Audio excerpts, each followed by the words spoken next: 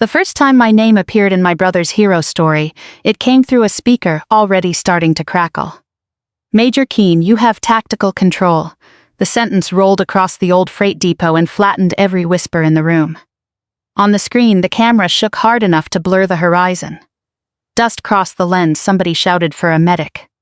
Then my own voice answered from 14 years earlier, lower than I remembered, with no trace of the pulse that had hammered beneath my collar. "Copy, give me the casualty clock." Clay stood behind the lectern beneath a banner that read "The Man Who Found the Crossing." One hand gripped the wood, the other moved to the scar over his left knuckle. He always touched that scar before he said something he had practiced. My mother was already moving toward the projection table. She still held the brass ribbon scissors, though the ribbon had been cut 20 minutes earlier. Dr. Lila Grant, the museum's county-appointed chief archivist, placed one gray-gloved hand on the tape deck. She did not look at my mother, she looked at the screen. So did everyone else. The camera swung left, and there I was in body armor at the edge of the irrigation cut, one boot on a steel bridge bay, pointing toward the only ground that had not yet started to collapse. Clay looked at me across the room. For the first time in 14 years, he knew exactly what was coming. But before I tell you why, the man beneath that banner already knew the tape would destroy the story carrying his name. Like this video and subscribe, because what happened next did not erase my brother's courage. It exposed the lie built around it. 6 weeks earlier, the invitation had arrived under a bent piece of steel on my desk. I used the steel as a paperweight. It was a retaining pin from a temporary bridge about the length of my hand, with yellow paint still caught in one groove. The pin had bent under a load it was never supposed to carry twice. It had done its job once, and nobody with sense would have trusted it again. I understood that kind of retirement. The envelope was cream-colored, with my mother's careful handwriting on the front. Inside was an invitation to the premiere of a documentary called The Crossing, followed by the opening of a museum exhibit honoring my younger brother, Clay Keene. My name appeared once, family of the featured veteran. Not engineer officer, not mission commander, not even participant. I read it twice because that was habit, not disbelief. Then I set the retaining pin on top of the invitation and returned to an inspection report for a bridge outside Jefferson City. At 47, I inspected civilian bridges for the state of Missouri. After leaving the Army, my left knee still tightened whenever winter wind came off the river, but I never mentioned it. Most people assumed I had spent my life studying bridges from the safe side of a desk. I never corrected them. Bridge inspection was less about rust than listening while traffic moved overhead and deciding whether a sound was age, weather, or warning. My family had always believed I listened too long. Hannah called while I was under the bridge the next morning. I stood on a maintenance platform above the river, one hand against a steel girder, feeling trucks pass overhead. Hannah was Clay's 17-year-old daughter. She had inherited his dark eyes and none of his talent for filling silence. "Aunt Nora, you're coming, right?" I received the invitation. That is not what I asked. A truck crossed above us. The girder hummed through my palm. I'm checking my schedule. She let out a breath. "Dad says the exhibit has actual bridge parts." They built a whole room around the crossing. My hand flattened against the girder. "What do they say happened?" A pause. "Water struck the concrete pier below. That he found a way across when everybody else wanted to turn back. That he built the crossing under fire and got everyone out." Her last few words came faster and brighter. She had every right to that part of the story. "What do they say the engineers did?" "I think they checked the route first." Another truck entered the span. The vibration changed by less than most people could feel. I closed my eyes. "I'll come," I said. My mother answered on the first ring that evening as if she had been waiting beside the phone. "I knew Hannah would get through to you. I want the task force listed in the exhibit." The warmth left her voice so smoothly another person might have missed it. "Nora, this is not a unit history project. It is an exhibit about a military operation. It is an exhibit about your brother. He did not cross that gap alone. No one is saying he did. The invitation said otherwise. So did the title on the brochure." I turned the retaining pin under my thumb. "Then listing the team should not be a problem." My mother sighed. She had spent 30 years in community banking. She could make disappointment sound like a line item someone else had failed to reconcile. Donors do not respond to task organization charts. They respond to people. Clay gives them a person. And I give them what? You gave them calculations. There it was, the family sentence polished by decades of use. Nora calculated roots, she said. Clay crossed them. Her tone never sharpened. My mother delivered it like a fact printed at the bottom of a loan agreement. Then she told me the county grant was worth $2,400,000. A private donor had pledged another $900,000 for naming rights. 22 veterans lived at Clay's recovery center, and the museum funding would keep the program solvent through winter. You understand responsibility, she said. That is why I know you will not complicate this. After we hung up, I sat alone while evening traffic moved across the river bridge outside. When Clay and I were children, he broke things, and I figured out how to put them back together. He climbed the grain elevator. I calculated how far he would fall. He took apart our father's mower. I found the missing spring before our father came home. Clay was praised for nerve. I was thanked for cleanup. That arrangement followed us into adulthood because families are like old structures. They settle around early loads. After enough years, everyone mistakes the bend for the original design. I had spent most of my life believing being useful was enough. Useful people did not need the center of the photograph. They did not interrupt a story because the measurements were wrong. But the museum was not a family dinner, it was a public wall. And once a false measurement is cast in metal, someone eventually tries to build on it. I picked up the invitation again. At the bottom was the date of the premiere. I circled it once. Then I opened the drawer where I kept my old army papers and found the orders from the summer when Clay's road and mine crossed in a place neither of us had expected.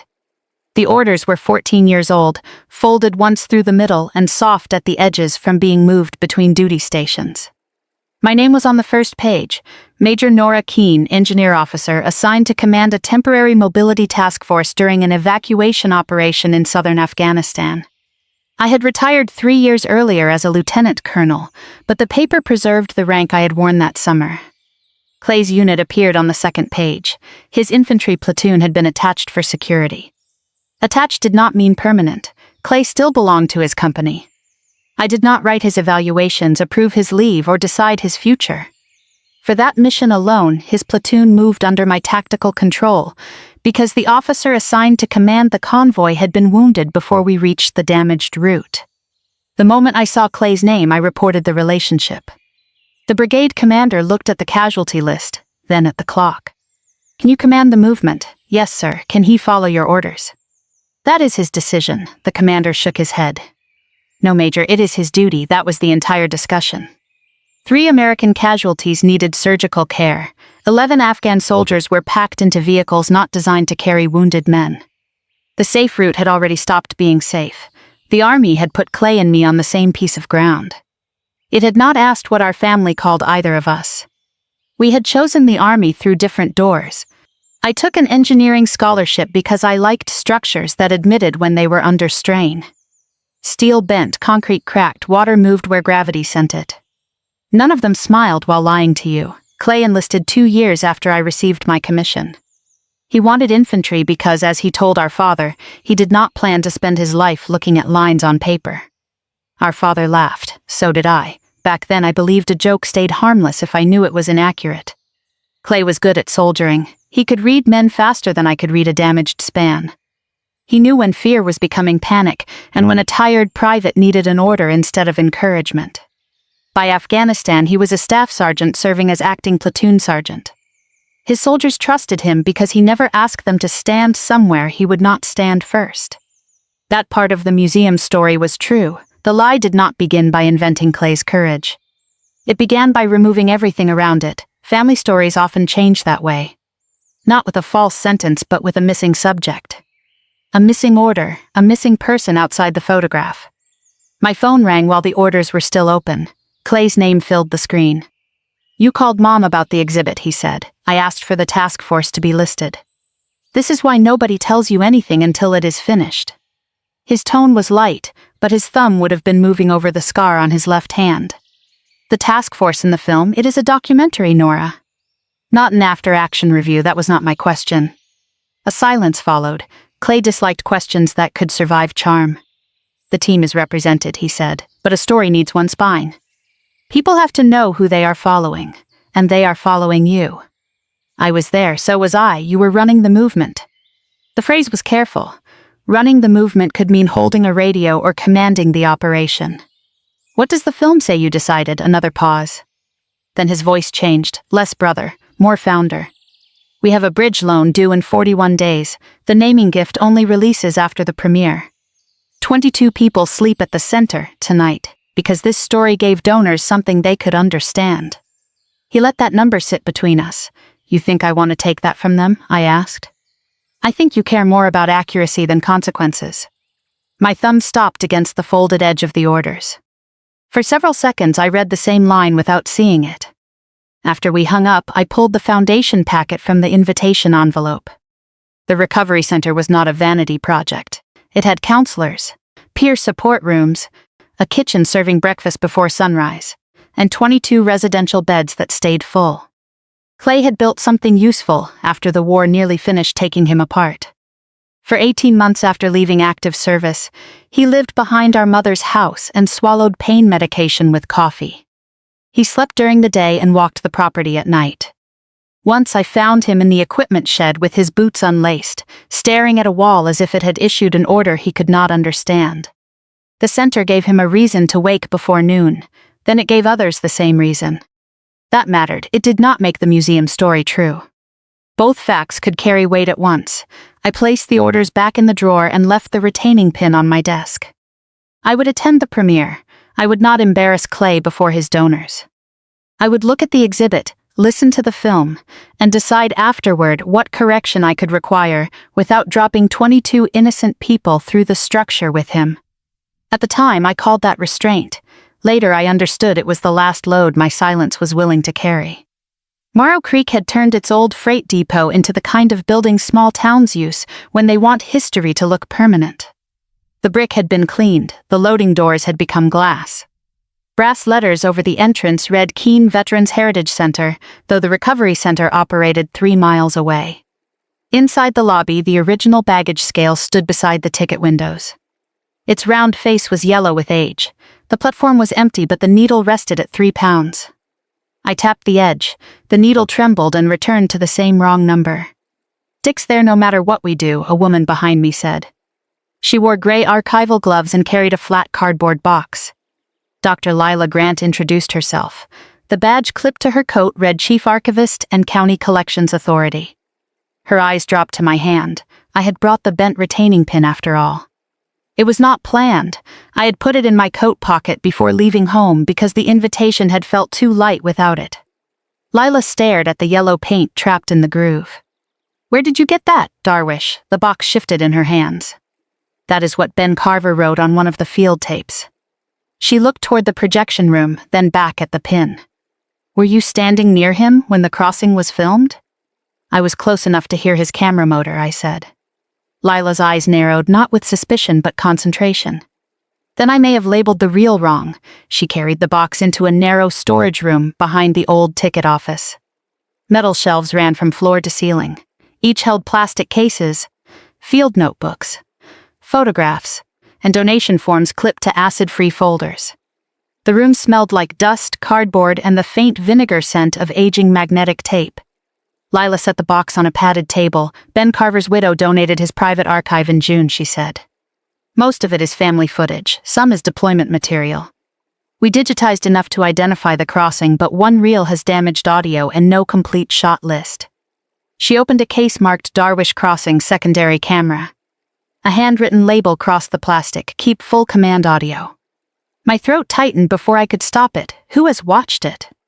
"I have seen the first 4 minutes. Your brother is visible. So is the vehicle line. The audio clips whenever the radio traffic peaks." "Has Clay seen it?" "Not through me." That answer was more careful than no. Lila looked toward the hallway. "Your mother approved it for the surprise segment." She wanted something no one had seen. Did she review the whole reel? She reviewed the description. I almost smiled. My mother had spent a career refusing loans because people had not read what they signed. Now she had approved a piece of history by summary. A woman appeared in the doorway carrying a grocery sack and an old index box. She was small, silver-haired, and dressed as if she had expected a library instead of a premiere. "Alice Carver," Lila said. "This is Nora Keene." Alice shifted the grocery sack to her other hand. Ben mentioned a Major Keene. I waited. He said you never stood where the camera wanted you. That sounds like him. It annoyed him. She smiled once, then placed the index box on the table. Ben had written notes on plain white cards, dates, locations, battery changes, which lens had fogged, which sergeant had borrowed his gloves and not returned them. Alice found the card for Darwish. He always let the camera run, she said. People changed after they thought the recording was over. That was the part he trusted. The card had 3 lines. Crossing held. Keene took command. Keep the last minute. Lila read it over my shoulder. Neither of us spoke. From the lobby, my mother called Lila's name. The press photographer had arrived early. Lila closed the tape case. I should finish the transfer before tonight. I touched the bent pin in my pocket. Do your job, I said. I did not ask her to play it for me. That matters. Part of me wanted to know. Another part had survived 14 years by not asking what evidence still existed. Once you hear the exact shape of a lie, you lose the right to call your silence uncertainty. Hannah found me near the workshop tables. She had built a bridge from balsa wood for a scholarship competition. The model stretched between 2 folding tables, pale and delicate beneath the museum lights. It keeps twisting, she said. One diagonal brace was missing from the center truss. I pointed to the empty joint. You left out the member carrying the lateral load. But it stands on a table, she frowned. I pressed one finger lightly against the top cord. The bridge leaned. Standing is not the same as carrying. Hannah reached for the missing piece, then stopped. Dad said real bridges have redundancy. They do. So one missing part should not matter. One missing part may not matter until the load arrives. Her face changed. She was no longer looking at the model. My essay says Dad made the decision to cross, I know. Is that wrong? Before I could answer, applause rose from the lobby. Clay had arrived. He entered every room as if someone had already announced him. At 43, he still had the same easy posture he had worn at 17, but the years after Afghanistan had put gray at his temples and caution behind his smile. He hugged Hannah, shook 3 hands, and saw me over a donor's shoulder. His thumb moved to the scar on his left knuckle. Walk with me, I said. We went through a service door onto the old freight platform. The rails were gone. Weeds grew through the gravel where trains had once carried grain east. You found the archive, he said. I found the exhibit. That is not what I asked. No, it is what I came to discuss. I told him the plaque needed to change, not to my name. Not even to both our names, the crossing team. Clay looked back through the glass at the lobby. $900,000 is tied to the current title. Then your title is expensive. It keeps the center open. It also says you found and built a crossing you did not command. I crossed it. You did. I went back for Burroughs and Lee. You did. They are alive. Yes, he turned toward me. A tendon jumped along his jaw. Then what exactly are you trying to take? Nothing you earned. His jaw shifted. That is a clean answer for someone who never had to sell a story to keep 22 beds open. You think I do not understand the beds. I think you understand structures. I understand people. There it was again, his version of the family sentence. He lowered his voice. A story cannot carry 2 spines. No, but a body cannot stand after you remove the one that is actually holding it. Clay looked away first. My mother opened the service door before he could answer. She held a stack of guest badges in one hand and the brass ribbon scissors in the other. The press is ready. She handed me a badge, family guest. Clay's red featured veteran. Mom, I said, where is the task force list? We are not changing exhibit copy on opening night. You said no one was claiming Clay acted alone. No one reasonable will interpret it that way. That was when I saw the retaining pin inside the glass case. It rested on black velvet beneath a brass label, recovered by Staff Sergeant Clay Keene after constructing the Darwish crossing under fire. The pin was straighter than mine and had more yellow paint. It likely came from the same bridge set. My brother had not constructed the crossing. He had protected it, then he had crossed it, then he had gone back for wounded men when the safe choice was to keep moving. Those truths were enough to honor any soldier. My family had decided they were not enough to build a brand. I put my hand into my coat pocket and closed it around the bent pin. After the premiere, I would withdraw permission to use my photograph and put my objections in writing. I had not yet decided how much of the mission I would correct publicly. But I had decided my silence would no longer be part of their funding package. An usher approached and checked our badges. The mission participants are seated in the first 2 rows, he said. I started toward the center aisle. My mother touched my sleeve. Family seating is on the left. I was part of the mission. The usher looked between us. My mother smiled for him. Nora handled route calculations. She was not at the crossing. Clay stood 3 feet away. He heard every word. For 1 second, I gave him the chance to correct her. His thumb found the scar. Then he looked toward the donors entering behind us. I removed my mother's hand from my sleeve. Left side, I said to the usher. Which row? He pointed to the 5th. I walked there alone. Hannah watched me move away from the seats marked mission participants. The lights began to dim before I sat down. On the stage, the curtain opened over a screen filled with my brother's face. The documentary opened with Clay walking alone through the recovery center before sunrise. He turned on the kitchen lights and paused beside photographs of veterans at fishing trips, job fairs, and family dinners. His voice came over the image. Sometimes getting people home means giving them a place to arrive. It was a good line. Clay had always known how to make a room lean toward him. The film moved backward to Afghanistan dust convoys. A red line stopped at the Darwish irrigation cut while the narrator explained that enemy fire had destroyed the planned route. Then the film gave Clay the decision. According to the voiceover, he recognized the danger of turning back, found an unmarked crossing, and organized the bridge effort while officers farther away argued over maps. A graphic showed a blue figure labeled Staff Sergeant Clay Keene standing alone beside the gap. The engineers appeared as anonymous silhouettes. I was represented by a blinking symbol inside a command post miles away. They had included me and erased me in the same frame. When the first vehicle crossed, the film slowed down. Clay ran beside it, then turned back for Sergeants Burrows and Lee. Burrows had lost blood. Lee could not walk. Clay brought both men across. That part was true. I watched Hannah cover her mouth. I watched my mother press the brass scissors against her lap. And I let my brother have the courage that belonged to him. The film ended with Clay emerging through the dust. The screen went black, then everyone stood. I remained seated because applause is not evidence, and because my knees had forgotten how to unlock. Clay walked onto the stage. Behind him, my mother pulled a cord. A velvet cover fell from a brass plaque, Clay Keene. The man who found the crossing, the County Veterans Services Director, spoke about the $2,400,000 grant. My mother announced that the final private gift was expected within days. Clay smiled beneath his own name. His smile held while the applause continued, fixed beneath his own name as the brass caught the stage lights. The moderator began taking questions. How had Clay controlled his fear? What made him turn back? How had the crossing shaped his work with veterans? He praised his soldiers, mentioned the engineers as a group, and thanked our mother. Then an older reporter looked down at his notes. You were a staff sergeant.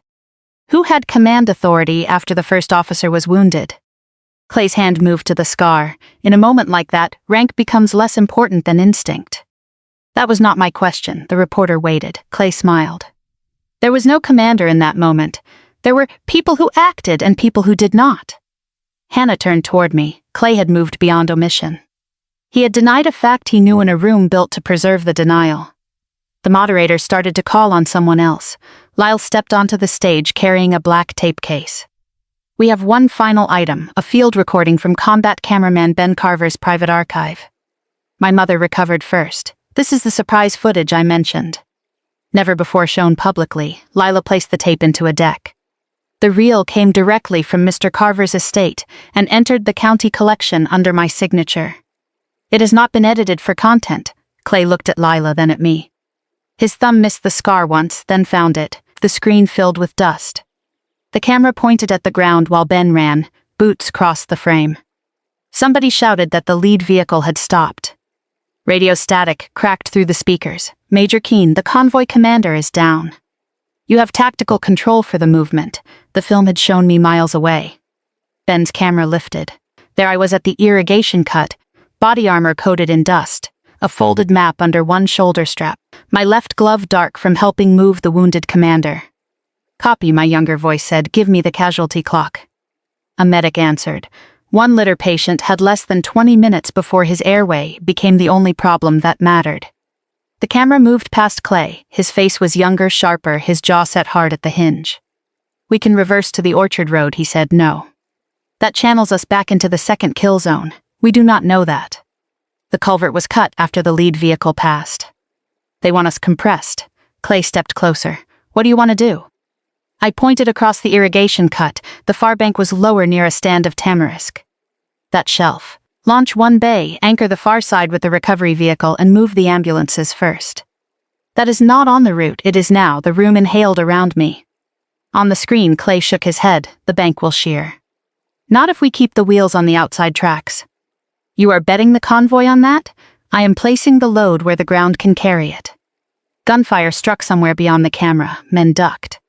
My voice did not rise. Staff Sergeant Keene established security on the far approach. Clay stared at me for half a second, then training replaced family. Copy, Major Keene. Moving on your crossing. His words crossed 14 years and landed beneath the plaque behind him. My mother's hand opened. The scissors struck the stage. No one looked down. Engineers pushed the bridge bay forward while Clay's platoon fired toward the tree line. The steel settled with one corner low. I climbed onto the near end, checked the alignment, and ordered the recovery vehicle forward by inches. The first ambulance climbed onto the steel. The bridge bowed. On the footage, Clay shouted for the driver to stop. I watched the wheel track. Keep moving. The bridge made a long metallic complaint, deep enough to feel through my boots. The ambulance reached the far bank. Then the second vehicle moved. Then the third. Clay crossed with the security team, turned back, and returned for Burroughs and Lee exactly as the documentary had shown. He was brave. He was also following a crossing he had not found, under authority he had just denied existed. The last vehicle cleared. An engineer pulled a warped retaining pin from the hardware.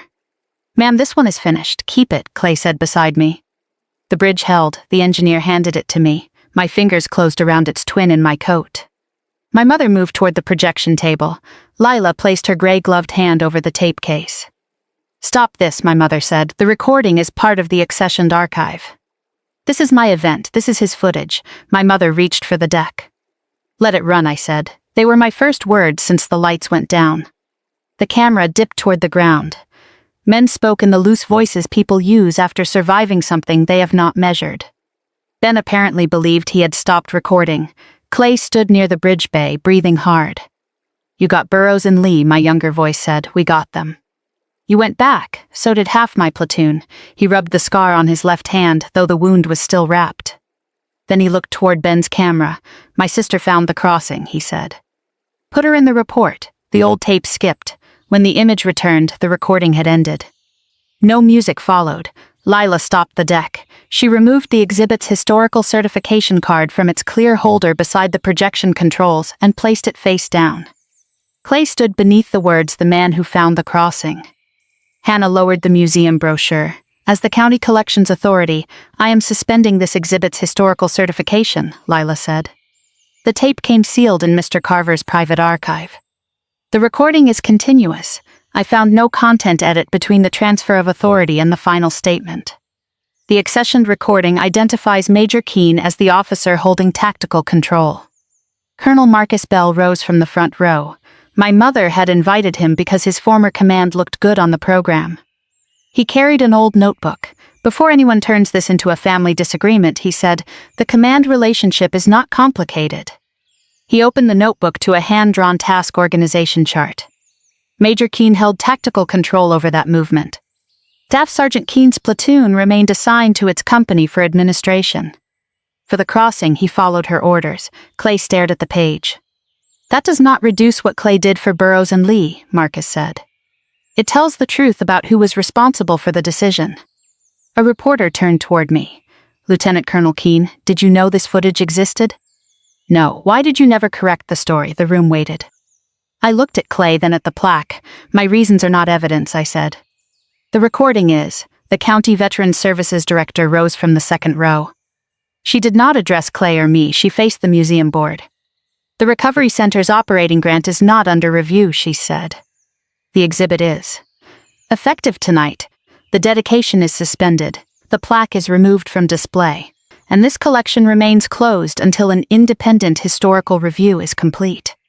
The private naming pledge cannot release against an uncertified exhibit." One of the board members slowly lowered the naming packet. For the first time that evening, the 22 beds in Clay's name were no longer attached to the same lever. The room did not erupt. A donor closed her folder. A pen stopped moving. Behind Clay, the brass plaque reflected the white light of the empty screen.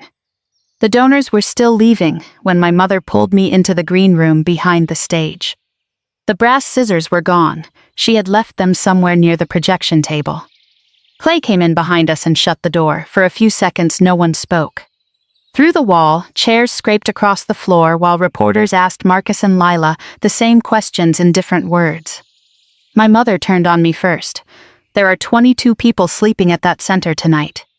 I know. They have medication schedules, counseling appointments. Jobs they can only reach because we provide transportation. I know the bank can call the bridge loan in 41 days. I know that too. The last word cracked. You could have stopped the tape. No, you could have said it was a family matter. It stopped being a family matter when you put it on a museum wall.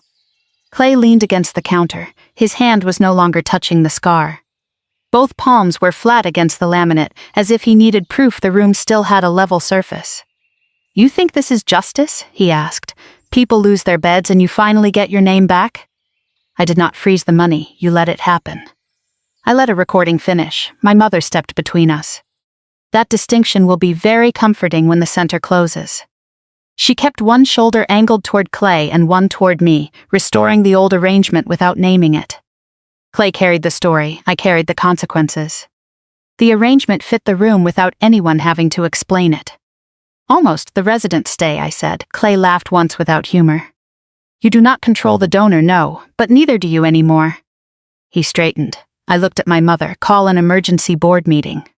Clay and you can attend, neither of you votes. Her face hardened. You are not on the board. No, which means I am the only person in this room who can make the proposal without protecting a title. 3 days later, we met in the depot conference room. The false plaque had been covered with brown paper. Someone had taped the edges too carefully, creating a cleaner rectangle than the brass underneath had ever deserved. The private donors' council joined by video. The county sent an observer. 2 board members looked as if they had not slept. My mother had recovered her banking voice. The museum narrative can be corrected without dismantling governance. Governance approved the narrative, I said. She folded her hands. One mistake does not erase 6 years of service. No, but 6 years of service do not make the mistake safe. Clay sat at the far end of the table. For once, a photograph of him stood behind his chair. I placed 1 page in front of every board member. The conditions were simple. The exhibit would be renamed the Crossing Team. The complete task force roster would be verified before reopening. Clay would lose final approval over historical content and would step down as sole public spokesperson. My mother would resign as chair.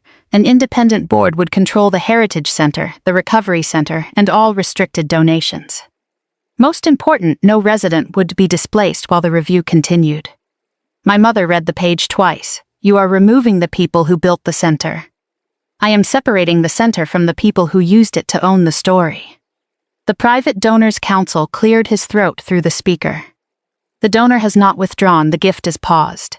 If the organization adopts independent governance, corrects the exhibit, and removes the individual naming condition, the donor is willing to consider restructuring the pledge. My mother looked toward Clay. Clay was staring at the covered plaque through the glass wall. What happens to the loan? One board member asked. The donor will release an interim amount directly to operations if these conditions pass, council said. It will cover resident care during review, not construction overruns. Not promotional contracts. The distinction was precise. Care would continue. The monument would wait. The vote passed 5-2. My mother did not look at me when she closed her folder. Clay did. He waited beside my truck after the meeting. The depot parking lot was nearly empty. Cold rain had started, too light for an umbrella and steady enough to find every opening in a coat. I am sorry, he said. The words came quickly. I should have corrected Mom. I should have fixed the plaque, but you knew what the center depended on, Nora. You knew what would happen if the story changed. That apology still has the center at its center. His jaw tightened. What do you want me to say? The truth would be a useful beginning. I was afraid. I waited. He looked back at the depot. I was afraid they would see me as one more damaged staff sergeant who followed somebody else's plan. There it was, not innocence, not yet responsibility. But something that belonged to him. You were brave at Darwish, I said. Nothing on that tape took that away. It did not feel like enough. So you made my part disappear. You let it. Rain struck the hood between us. Yes, I said I did. His hand dropped from the scar. I thought silence was protection. I was wrong. My mistake does not become your permission. Clay rubbed his thumb over the scar. What happens now? You write to every family represented in that task force. 14 letters. You tell them what the film left out and what the corrected exhibit will say. You want a public confession? No, I won't work without an audience. He looked at me for a long time, and after that? After that, you will have done the first thing that was yours to do.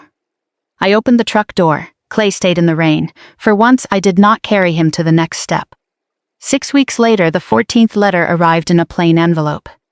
Clay had sent copies of all of them to the museum board, not to me.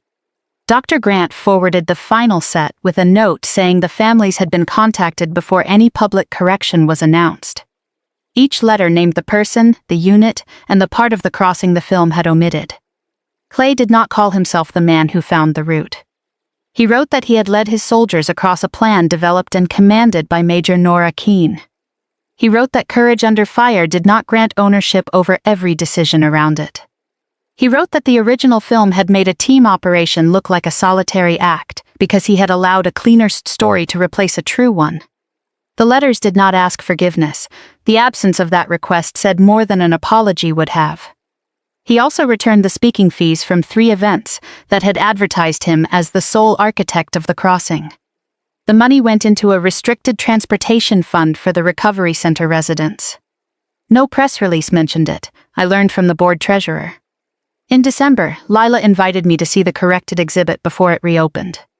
The brown paper had been removed from the old plaque. The plaque itself was gone. In its place, steel letters stretched across the wall. The Darwish crossing team below them were the names of the engineers, infantry soldiers, medics, drivers, interpreters, and air crews involved in the evacuation. The names of the 14 wounded men appeared on a separate panel titled The Load They Carried Home. My bent retaining pin rested at the center of the exhibit. Not beneath my name, not beneath Clay's. Around it, the task force roster formed a wide circle. The label explained that the pin had warped after the temporary span carried the final ambulance. It had completed one mission and could never safely be used again. For years, I had thought I kept it because it reminded me that damaged things could still be useful. Standing there, I understood something else. Usefulness was not the same as endless availability. My mother entered through the side door wearing a dark winter coat. She carried no folders, no donor list, no brass scissors.